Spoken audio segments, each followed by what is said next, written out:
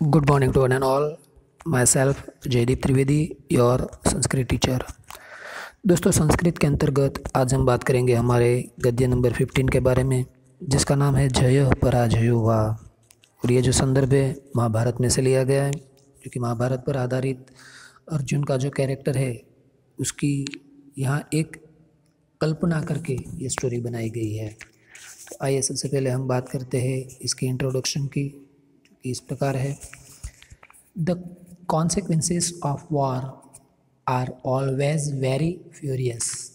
कहा जाता है कि द कॉन्सिक्वेंसेस ऑफ वॉर यानी कि युद्ध का जो परिणाम होता है, कहते हैं कॉन्सिक्वेंसेस, वो हमेशा के लिए फ्यूरियस यानी कि भयंकर होता है।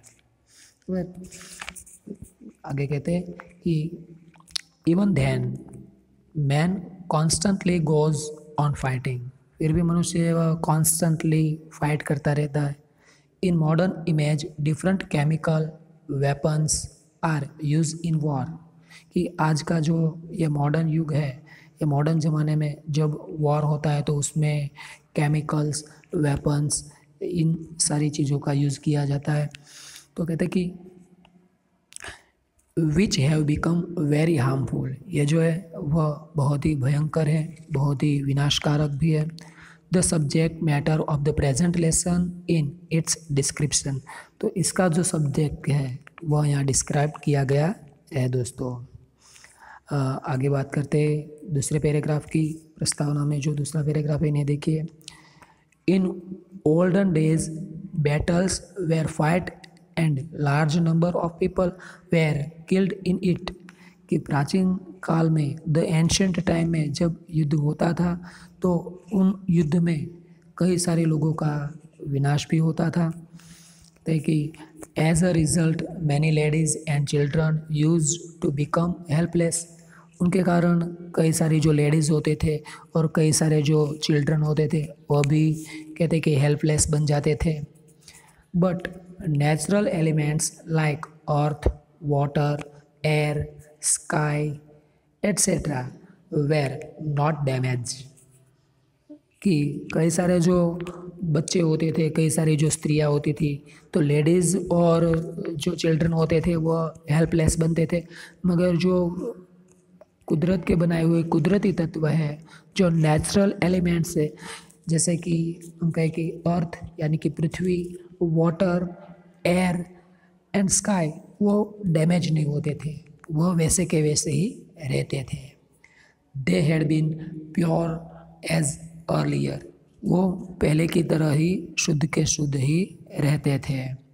In modern image excessive use in weapons has polluted all this natural elements, तो आधुनिक युग में जो अस्त्र और शस्त्र का कहते कि प्रयोग होता है, तो इन प्रयोग के कारण ये जो नेचुरल एलिमेंट्स है उन्हें भी कुछ ना कुछ डैमेज पहुंचाए, ये भी कुछ पॉल्यूटेड हुए हैं।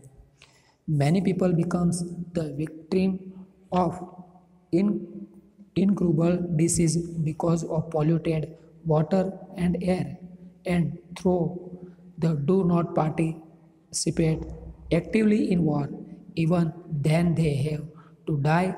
Not only this, but manufacture distance of my kinds have to become a victim of such bad consequences। तो कहते हैं कि ये युद्ध जो है, ये युद्ध के कारण जो वाटर का पोल्यूशन होता है, जो एयर का पोल्यूशन होता है, उसके कारण इंसान में कई सारे डिसीज़ उत्पन्न होते हैं, और इसके कारण परिणामतः जो युद्ध में डायरेक्टली ज्वाइंट नहीं हुए ऐसे लोगों को भी इसका कॉन्सिक्वेंसेस यानी कि परिणाम जो है वह भुगतना पड़ता है। ऐसे लोगों को भी कई बार डेथ का सामना करना पड़ता है। ऐसे लोग जो कभी युद्ध में शामिल नहीं हुए, उनका भी आज अस्त्र शस्त्र के प्रयोग के कारण जो नेचुरल को डैमेज पहुंचाए, उनके कारण उनका मृत्यु होता है। और इतना ही नहीं, इसका जो परिणाम है वो कई सालों तक जो आने वाली पीढ़ी है उसे भी भुगतना पड़ता है। ठीक है, तो बात करते हैं आगे पैराग्राफ की।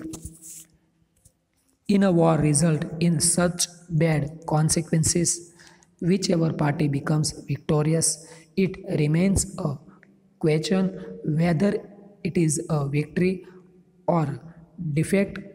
Arjun living in heaven, having come down on the earth, witness directly the differences of consequences of the wars between the modern age and Mahabharata times.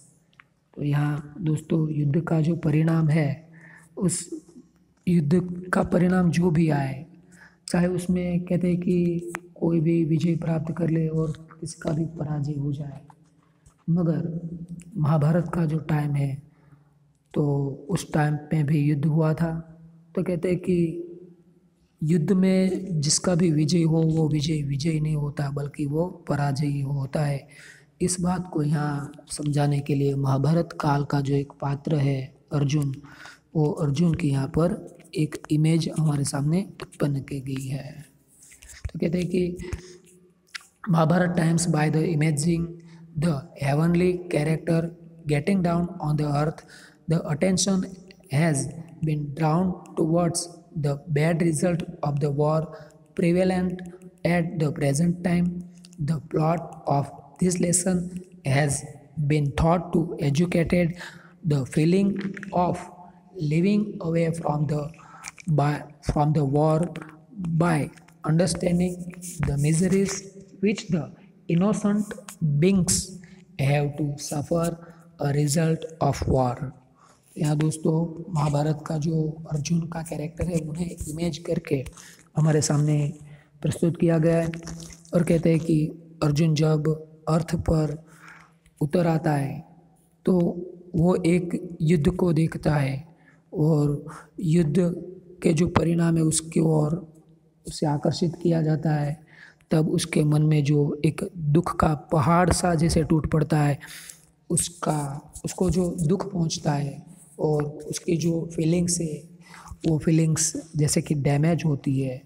तो इस बात से हमें ये बात सीखनी है कि युद्ध हमेशा के लिए विनाशकारी ही होता है और युद्ध कभी भी किसी को भी नहीं करना चाहिए। ये सुंदर सा संदेश इस चैप्टर के माध्यम से दोस्तों हमें मिलता है। ठीक है, तो अब आइए हम शुरू करते हैं इस चैप्टर को, जो कि चैप्टर है वह आपके सामने इस प्रकार है। एकदा स्वर्गस्थितः अर्जुनः पृथ्वीं द्रष्टुकाम भूलोकम आगच्छत। Once Arjun living in the heaven desirous to see the earth come down on the earth.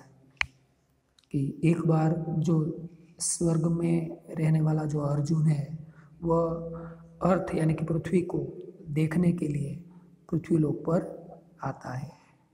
Once Arjun living in the heaven desirous to see the earth come down on the अर्थ।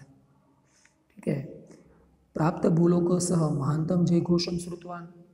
वो जो पृथ्वीलोक पर आता है तो उन्हें एक महान जय घोष सुनाई देता है। तो having reached the earth he heard loud proclamation का मतलब होता है जय घोष। तो वो जब पृथ्वी पर आता है तो उसी वक्त उसे एक प्रोक्लमेशन यानी कि जय घोष सुनाई देता है। युद्ध में जो विजेता थे, जिन्होंने युद्ध में विजय पाए थे, ऐसे लोग अपने विजय का सेलिब्रेट बना रहे थे। तो having reach the earth he hear loud proclamation of victory. सह जयघोषकारकं जन समूहस्य समीपं गच्छति। He went near the group of people of the proclaiming victory। जो जय घोष कारकम जन समूह से समीपम गच्छति, वो जिसने भी इस युद्ध में विजय प्राप्त की थी, ऐसे जो विजेता लोग थे जो ये सेलिब्रेशन मना रहे थे, तो अर्जुन भी उनके पास पहुंचता है। सद्य विरमते विश्वयुद्धे लब्ध विजया जनाः विजयोत्सव अनुभवायन्त आसन। तो वह जब देखता है तो युद्ध में जिन्होंने भी विजय प्राप्त की थी, ऐसे विश्व विजेता जो योद्धा थे वह योद्धा अपने विजय उत्सव का आनंद मना रहे थे। People who had scored a victory in the world war that had just ended were celebrating the victory। कहते हैं कि वो जो पीपल थे वो अपनी विक्ट्री को सेलिब्रेट कर रहे थे।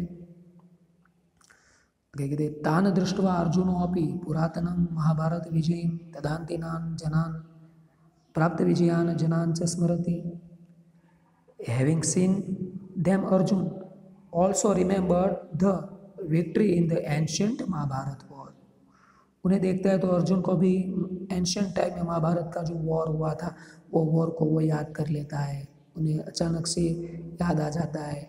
And the victorious people of the time, और उस टाइम जिन्होंने विजय प्राप्त की थी, जो विक्टोरियस पीपल थे, उन्हें भी वो याद करने लगता है। आगे कहते एतम अपरिचितम समुपस्थितम अर्जुनम ते जनाः स्वकीये विजयोत्सवे योजितवन्तः। The people included this Arjun, who has not known to them before and who had approached there in their celebration of the victory। तो जिन्हें वह जानते नहीं ऐसे, जिसके लिए वह अननाउन है, ऐसे अर्जुन को भी वे जो लोग हैं अपने जो विक्ट्री सेलिब्रेट कर रहे थे उनमें वह ज्वाइन कर देते हैं। कहते the people included this Arjun who was known to them before and who had appeared there in their celebration of the victory। कहते अर्जुन अपि जातहर्षो ते सह संलग्नो अभवत्। Being delighted, Arjun also joined them। तो अर्जुन भी बहुत ही उत्साह के साथ आनंद में आके बाय हैप्पीली उनके साथ ज्वाइंट हो जाता है। Being dilated Arjun also join them. ठीक है दोस्तों, तो ये हुआ पैराग्राफ पहला। अब हम बात करते हैं सिर्फ इसके ट्रांसलेशन की। इसका ट्रांसलेशन दोस्तों मैं आपके सामने प्रस्तुत करता हूँ, इसे देखिए। Once Arjun living in the heaven desirous to see the earth come down on the earth। Having reached the earth, he heard loud proclamation of victory। He went near the group of people who were proclaiming victory, people who had scored a victory in the world war that had just ended, were celebrating this victory। Having seen them, Arjun also remembered the victory in the ancient Mahabharat war and the victorious people of the time। The people included this Arjun, who was not known to them before and who had appeared there in their celebration of the victory। Being delighted, Arjun also join them. ये हुआ दोस्तों इसका translation, जो आप यहाँ प्रस्तुत है तो देख सकते हैं। अब हम बात करते हैं इसके ग्रामर की। तो ग्रामर में दोस्तों आप देखिए, पृथ्वीम दृष्टु कामो, तो यहाँ दृष्टुम काम शब्द है, वो पूछा जाए दृष्टुम पूछा जाए तो दृष्टुम में टुम प्रत्यय होता है, तो आपको पता है कि हेतुअर्थ कृदंत होता है। स्वर्ग स्थित, स्वर्ग में रहता हुआ, जो स्वर्ग में है वह स्वर्ग स्थित कहे। तो दोस्तों ये स्थित, अतीत, पतित, गत, प्राप्त और आपन्न, ये जो वर्ड्स हैं इनके साथ सप्तमी विभक्ति का प्रयोग होता है। तो स्वर्ग स्थित द्वितीया तत्पुरुष समास के अंतर्गत पूछा जाता है। स्वर्ग स्थित द्वितीया तत्पुरुष समास। इसके बाद फर्स्ट लाइन में लास्ट वर्ड है श्रुतवान, तो वानवती और वत प्रत्यय को मिलाने से होता है कर्तरीभूत कृदंत, यह है कर्तरीभूत कृदंत। इसके अलावा लब्ध विजयाः, जिसने भी विजय प्राप्त की है वह लब्ध विजय कहलाता है। तो जिसने विजय प्राप्त की है वह तो ये शब्द समूह बन गया। और शब्द समूह के लिए एक शब्द हम देते हैं तो होता है बहुव्रीहि समास। ये हो गया बहुव्रीहि समास। इसके अलावा तीसरी लाइन में दोस्तों जो अर्जुनोपि शब्द है, तो कई बार मैंने आपको बोला है कि विसर्ग के बाद यदि अ आता है तो उस अ का अवग्रह लग जाता है और विसर्ग का ओ हो जाता है। तो अर्जुनः प्लस अपि बराबर अर्जुनोपि। तो ये भी हो गया विसर्ग संधि का नियम, अर्जुनः प्लस अपि। इसके बाद गच्छति जो है, स्मरति है, तो ऐसे क्रियापद के जो रूप है ये तो अब आपको पता होंगे ही, तो मैं आपके ऊपर ये छोड़ता हूँ और ऐसा लगे तो आगे हम बात करेंगे। ठीक है, बात करते आगे दूसरे पैराग्राफ की दोस्तों। ये है ट्रांसलेशन जो हम देख चुके हैं। पैराग्राफ नंबर दूसरा, कश्चित कालांतरम सह तृषाम अनुभूतवान, कि कुछ वक्त के बाद वो प्यास का अनुभव करने लगा। After some time he got thirsty, कि कुछ वक्त जब वो वहाँ बिता लेता है तो उसे प्यास लगती है। अभ्यागतेन तेन एकः अश्वः याचितः, he who was a guest ask for a horse. वो अर्जुन है उन लोगों का गेस्ट बना हुआ है। जो गेस्ट उनके लिए संस्कृत में शब्द है अभ्यागत, इसका पर्याय होगा दोस्तों अतिथि। तो वो जो गेस्ट बना है तो उसने उन लोगों से एक हॉर्स को मांगा। ही who was guest ask for a horse. और उसके बाद याचित अश्व अश्वम आरुह्य जलम पातुम नगराद बहिः स्थितम एकम परिचितम पूर्वम सरोवरम गतवान। हैविंग आस्क, कि जो उसने घोड़ा मांगा तो मांग कर, having ask for a horse, riding the horse he went to the lake which was out of the city and was known to him in the past. जो वो पहले से जानता था, कि पहले से उसके परिचय में था ऐसा एक जो लेक था, एक सरोवर था, उस सरोवर के पास वो पानी पीने के लिए जाता है।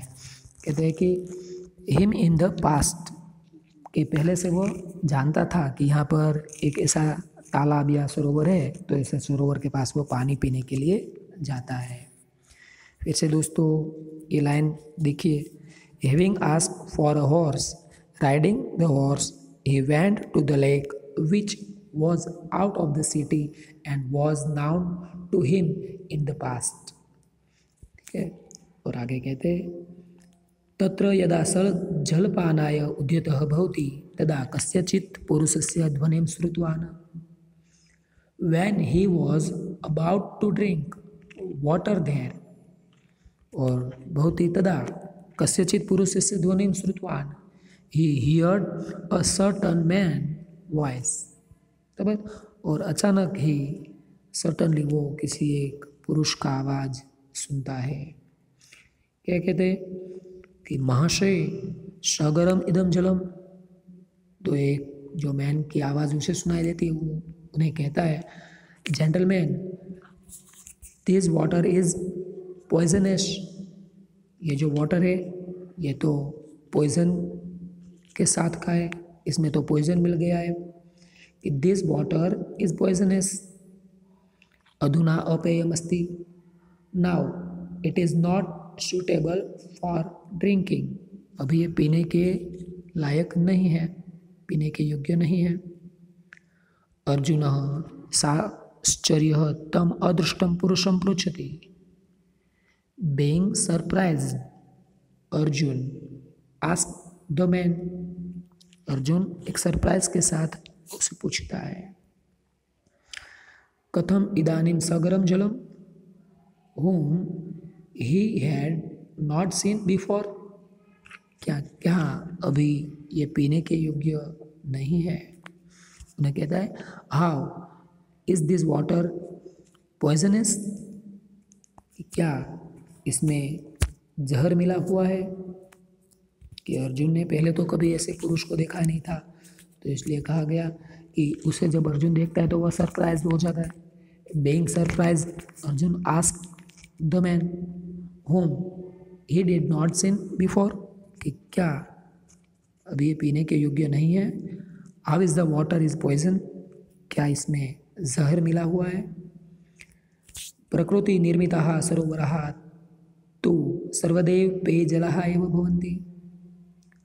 Then lakes created by the nature are always full of water worthy for drinking, कि प्रकृति यानी कि नेचर ने जो भी ये बनाए हैं लेक, तो इसके अंतर्गत जो पानी होता है वो तो हमेशा के लिए ड्रिंक करने के लिए ही होता है, वो तो हमेशा के लिए पीने के लायक ही होता है। ठीक है, तो दोस्तों अब हम बात करते हैं इसके ट्रांसलेशन की।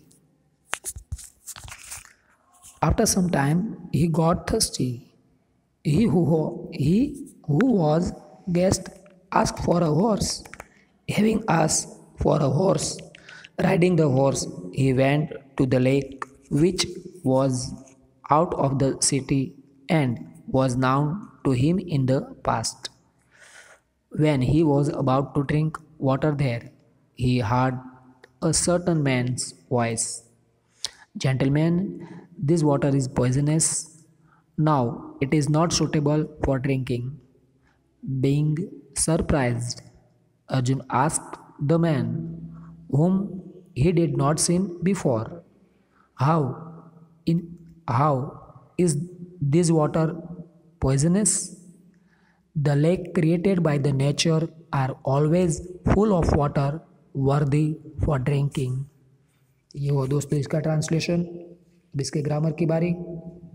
ग्रामर में यहाँ देखें तो अभ्यागत शब्द जो सिमिलर वर्ड में पूछा जाए। अभ्यागत का मतलब होता है दोस्तों अतिथि, जिसे हम गेस्ट कहते हैं।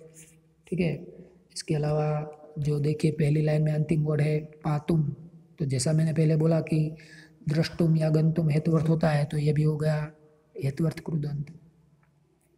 इसके अलावा संस्कृत क्वेश्चन यहाँ से दोस्तों पूछा जाए तो सरोवरस्य जलम कीदृशम आसीत्, सरोवरस्य जलम सगरम आसीत्, गरेण सह, अब तो ये होता है तृतीया तत्पुरुष समास भी होता है। जो गर यानी कि पॉइजनस है, वह गर का मतलब होता है पॉइजन, और पॉइजन जिस पे मिला हुआ है उसे कहते हैं पॉइजनस, सगरम। ठीक है, तो सरोवरस्य जलम कीदृशम आसीत्, सरोवरस्य जलम सगरम आसीत्। ठीक है, और इसके अलावा अस्ति और पृच्छति के क्रियापद जो आपको खुद करने हैं। ठीक है, जलम शब्द से विभक्ति वचन पूछा जाए तो जलम शब्द का विभक्ति वचन अकारांत नपुंसकलिंग प्रथमा द्वितीय विभक्ति एक वचन का रूप होता है दोस्तों। ठीक है, और खास करके सरोवर शब्द जो है, तो सरोवर का पर्याय यदि पूछा जाए तो सेकंड चैप्टर में भी मैंने आपको बताया था कि सरोवर जो शब्द है तो उसका पर्याय होता है सरोवर का सरह, कासार, हद, तालाब। तालाब तो हिंदी हो जाता है, पर सरह, कासार, जलाशय, हद, ये सब उसके पर्याय शब्द हैं दोस्तों। ठीक है, तो यहाँ तक दोस्तों ये जो चैप्टर है इसका फर्स्ट पार्ट मैं रखता हूँ। एक बार और इसका ट्रांसलेशन भी आप यहाँ देख सकते हैं। यदि आपको इसमें कोई भी परेशानी हो या कुछ समझ में ना आए तो आप एवरी टाइम मुझे मैसेज कर सकते हैं या स्कूल के वक्त में मुझे कॉल करके भी पूछ सकते हैं। दोस्तों ये जो चैप्टर है इसमें से खास करके ग्रामर के क्वेश्चन जितने भी आपको मैं करवाता जा रहा हूँ सब आप ज़रूर करना, क्योंकि ग्रामर आपके लिए मोस्ट इम्पोर्टेंट रहेगा। और फिर भी यदि आप में कोई क्वेश्चन रह जाता है तो आप मुझे कॉल करके या मैसेज करके बताइए, तो हम इसे आगे बढ़ाएंगे। ठीक है, अस्तु।